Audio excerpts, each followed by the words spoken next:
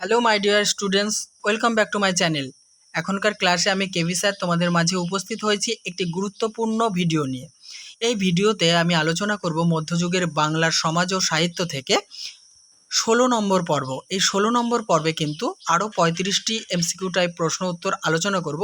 এই ক্ষেত্রে আমি পঞ্চদশ শতাব্দী থেকে বা পঞ্চদশ শতক থেকে অষ্টাদশ শতক পর্যন্ত যে সমস্ত কবিরা ভাগবত অনুবাদ করেছিলেন তাদের নাম সহ তাদের বিভিন্ন কাব্যের নাম আমি আলোচনা করব এবং অন্যান্য প্রশ্নোত্তরও থাকছে। তাহলে ভিডিওটি না টেনে প্রথম থেকে শেষ পর্যন্ত দেখতে থাকো।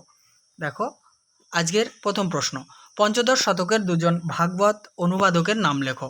মালাধর বসু এবং যশরাজ খান। নেক্সট, মালাধর বসু রচিত ভাগবত অনুবাদের নাম কি? শ্রীকৃষ্ণ বিজয়।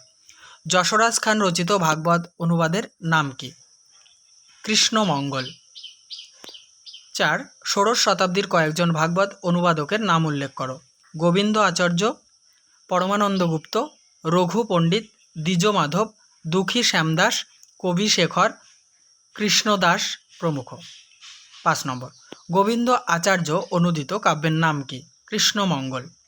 পরমানন্দ গুপ্ত অনুদিত কাব্যটির নাম কি? কৃষ্ণলীলা। 7, রঘু পণ্ডিত রচিত ভাগবত অনুবাদের নাম কি? এখানে নাম শব্দটা দুবার এসে গেছে। নাম কি? কৃষ্ণপ্রেম তরঙ্গিনী। দ্বিজ মাধব অনুদিত ভাগবতের নাম কি? শ্রীকৃষ্ণ মঙ্গল। দুঃখী শ্যামদাস বাংলায় ভাগবত অনুবাদ করে তার কি নাম দেন? গোবিন্দ মঙ্গল। নেক্সট, কবিশেখর বাংলায় ভাগবত অনুবাদ করে তার কি নামকরণ করেন? গোপাল বিজয়। এগুলো একদম তোমাদের ঠোঁটস্থ করে ফেলতে হবে, কারণ কোনটা তুলে দেবে এটা কেউ বলতে পারে না। তবে এটা আমি বলতে পারি যে আমি যে সমস্ত ভিডিও করছি 100% কমন পাবে যদি তোমরা সমস্ত ক্লাসগুলি দেখো। কৃষ্ণদাস অনুদিত ভাগবতের নাম কি? শ্রীকৃষ্ণ মঙ্গল। 12 নম্বর, সপ্তদশ শতাব্দীর কয়েকজন ভাগবত অনুবাদকের নাম লেখো। শ্রীকৃষ্ণ কিঙ্কর, যশশ্চন্দ্র, ভবানন্দ প্রমুখ। 13 নম্বর, শ্রীকৃষ্ণ কিঙ্কর ভাগবত অনুবাদ করে তার নাম কি দেন? শ্রীকৃষ্ণ বিলাস।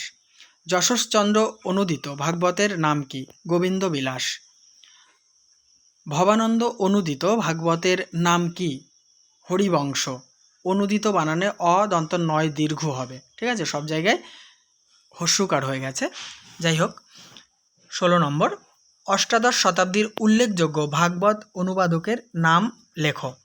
দেখো, অভিরাম দাস, বলরাম দাস, দ্বিজ রমানাথ, শঙ্কর চক্রবর্তী, দ্বিজ মাধবেন্দ্র, ঘনশ্যাম দাস, দ্বিজ রামেশ্বর, দ্বিজ প্রভুরাম, নন্দরাম ঘোষ, দ্বিজ লক্ষ্মীনাথ, ভক্তরাম দাস, পরাণ দাস প্রমুখ। অভিরাম দাস অনুদিত ভাগবতের নাম কি? কৃষ্ণমঙ্গল। বলরাম দাস অনুদিত ভাগবতের নাম কি? কৃষ্ণ লীলামৃত। 19 নম্বর, দেখো, দ্বিজ রমানাথ অনুদিত ভাগবতের নাম কি? শ্রীকৃষ্ণ বিজয়। শঙ্কর চক্রবর্তী অনুদিত ভাগবতের নাম কি?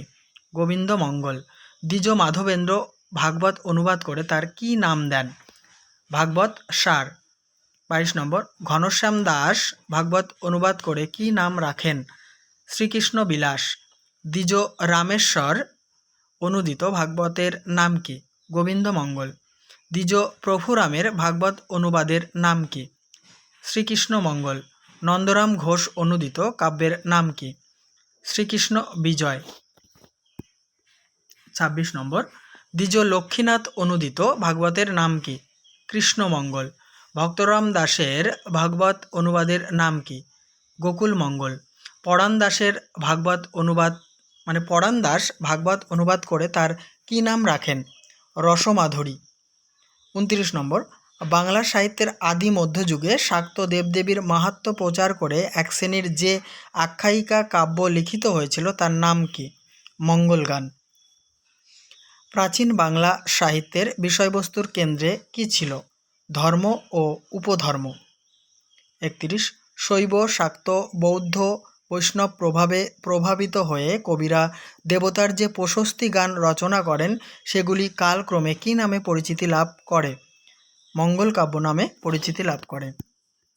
32 নম্বর প্রশ্ন আলোচনা করব। তার আগে বলি অবশ্যই ভিডিওতে লাইক কমেন্ট করো আর বন্ধুদের মাঝে বেশি বেশি করে শেয়ার করো, যাতে আমার চ্যানেলটি তোমাদের আরও উপকারে লাগে।